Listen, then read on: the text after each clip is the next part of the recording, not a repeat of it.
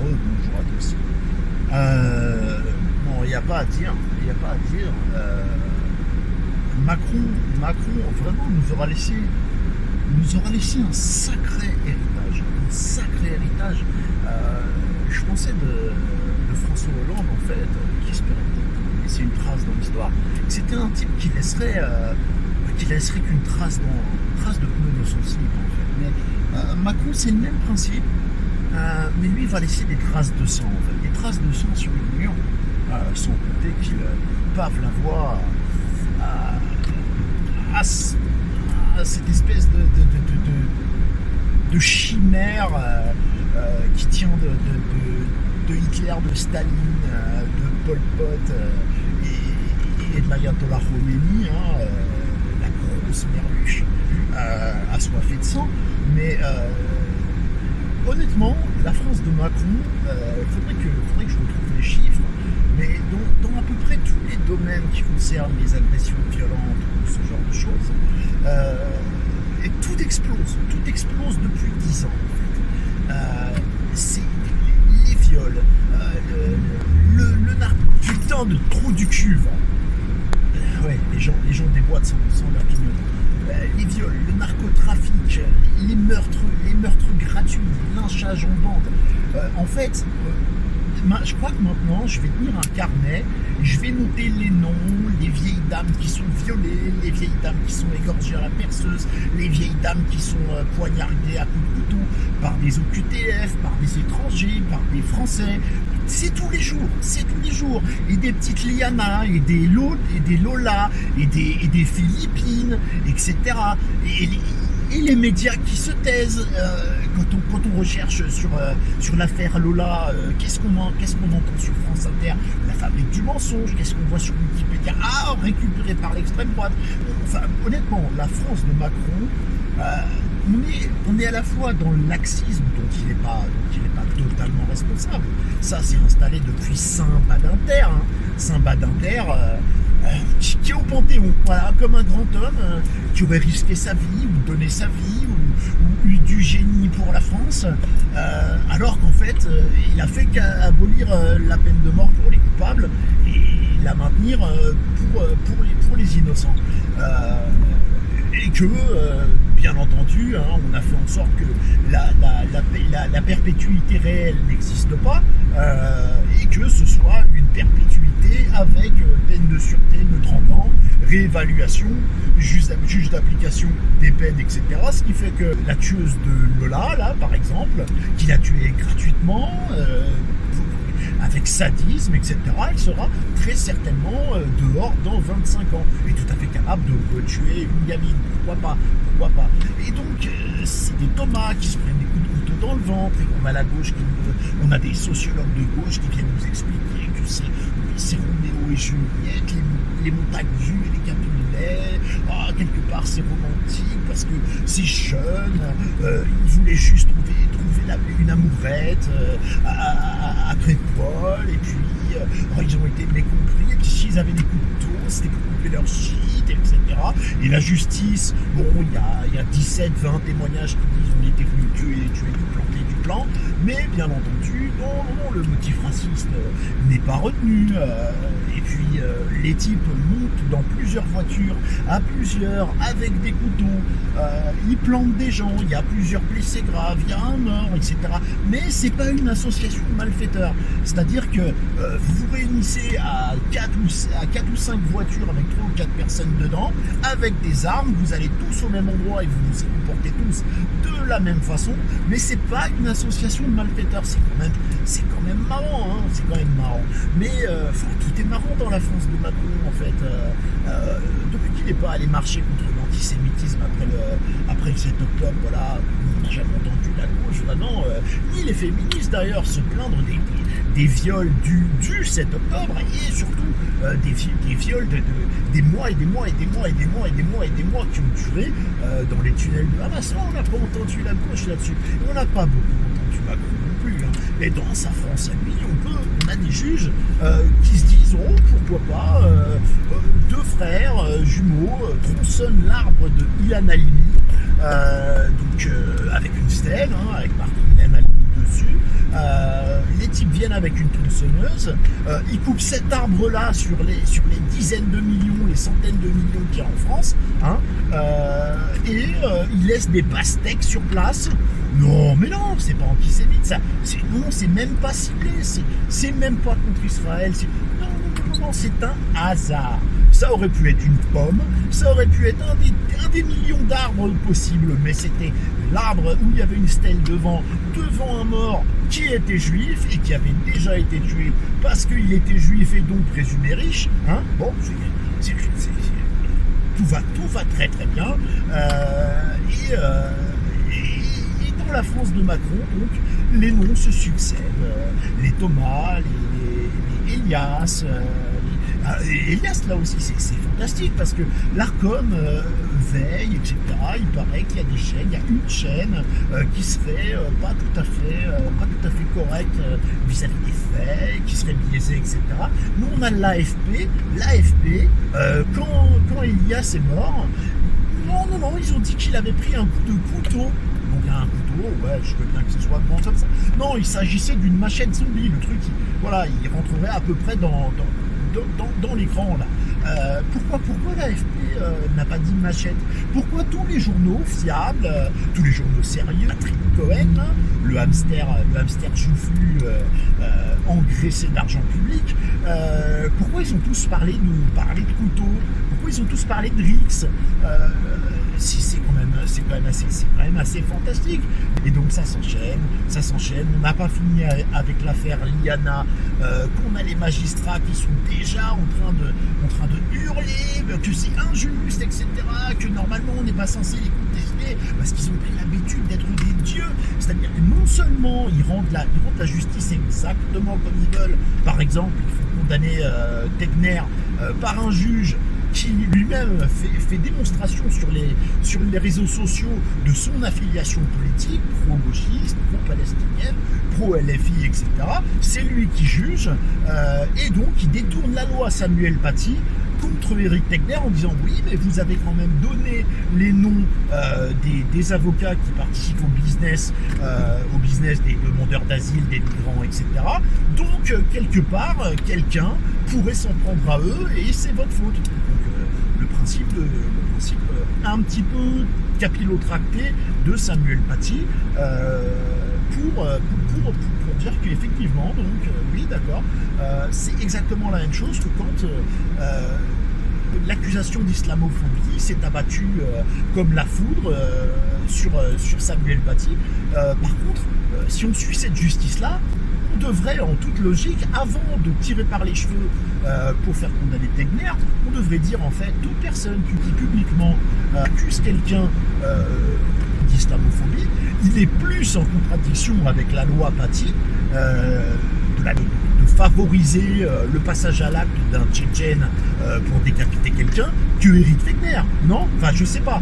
Normalement, accuser les gens d'islamophobie, maintenant ça devrait être touchy. Mais ça l'est pas. Et pourquoi je reviens parce que j'ai envie de parler de plein de trucs. C'est vrai que ça fait un petit bout de temps que j'étais pas là. Vous avez compris que on s'en fout. Là maintenant, c'est Louis. Voilà, le jeune Louis qui est passé par l'ASE. D'ailleurs, je pense que bientôt on va vraiment parler de l'ASE parce qu'on n'a pas fini avec le périscolaire. Hein, et toutes les horreurs s'enchaînent, les unes après les autres, sans discontinuer. C'est pire à chaque fois. Non, c'est pire à chaque fois. Des fois c'est pire, des fois c'est... De toute façon, on est toujours au même niveau de barbarie. Et quand les choses vont bien, c'est pour voir des gens se comporter comme des chiens et des chats en rute dans la rue et appeler ça de la danse. Voilà. C'est les moments où ça va le mieux. C'est quand on a juste honte de ce que devient notre civilisation et notre pays. Mais le reste du temps, c'est le cauchemar éveillé. Là, on a un gamin donc, qui s'appelle Louis, qui s'est fait lyncher par plusieurs mecs qui l'ont filmé, qui se sont vantés donc, sur les vidéos, qui ont fait le V de la victoire, alors que le type était visiblement, le gamin était visiblement en train de crever. Et ils l'ont abandonné là et il a passé toute la nuit jusqu'au lendemain matin où un ouvrier est tombé dessus et c'était trop tard, il est mort quelques jours après. voilà le monde dans lequel on est. Voilà le monde dans lequel on est. Voilà le monde dans lequel on a les autorités, on a les médias, on a les gens sérieux, les gens importants qui font la promotion de la racaille culture, de la gangsta culture. Écoutez le rap de mon époque déjà, ça partait en couille. Quand moi je rappais, on appelait ça du rap conscient. C'était déjà la portion congrue du rap. À côté de ça, t'avais le rap débile.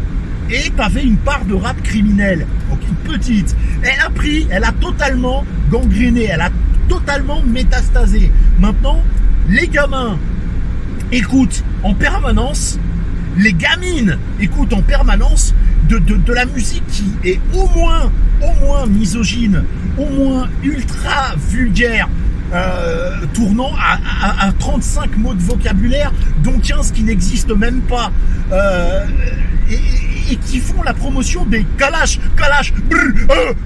putain, les mecs prononcent des mots, ils font même plus des phrases, ils prononcent des mots. Est-ce qu'on se rend compte que quand on détruit les mots, on détruit les âmes. Quand on écoute de la musique, il se passe quelque chose. Quand vous écoutez de la belle musique, il se passe quelque chose dans votre âme. Quand vous écoutez de la musique puissante, vous vous sentez puissant. Quand vous écoutez de la musique énergique, vous vous sentez énergique. Quand vous écoutez de la musique tragique, vous vous sentez touché. Quand vous écoutez de la musique profonde, il se passe quelque chose en vous. Mais quand votre univers mental, quand ce qui se passe dans votre tête, quand votre âme est habitée par des mots qui sont kalash, shit, trafic, pute, je te bute, et à la limite, c'est moins riche que ce que je viens de chier par la bouche à l'instant. Des gamins qui, du berceau à leurs 20 ans, écoutent ce genre de saloperie et prennent pour modèle des racailles. Des racailles qui chantent, qui ululent dans des vocodeurs, qui font tous exactement la même merde, qui portent les mêmes lunettes, dans les mêmes fringues, devant les mêmes piscines, devant les mêmes voitures de luxe, et qui parlent des mêmes armes à feu, du même trafic, de la même vie de racaille.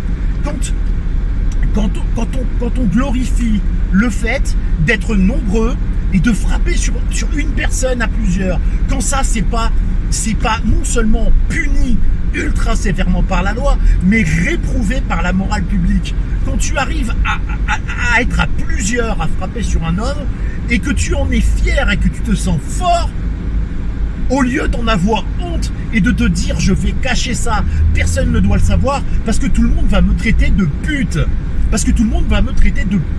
Ça me fait penser...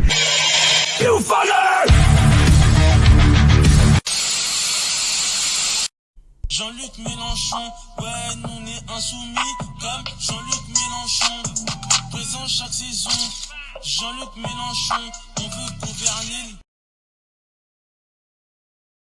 le monde comme Jean-Luc Mélenchon.